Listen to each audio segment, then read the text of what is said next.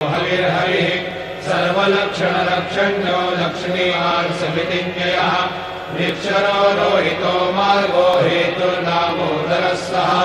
महीधरो महाभागो वेगवानमिताशनः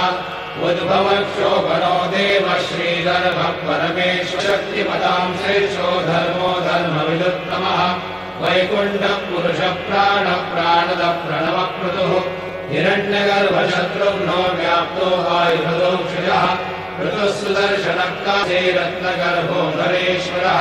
धर्मगुद्धर्मकृद्धर्मे सदसक्षरक्षा श्रीवासः श्रीपति श्रीमताम्बरः श्रीरश्रीश श्रीनिवासः श्रीनिधि श्रीनिभावनः श्रीधरः श्रीकरः श्रेयः श्रीमान्यो कर्तयाश्रयः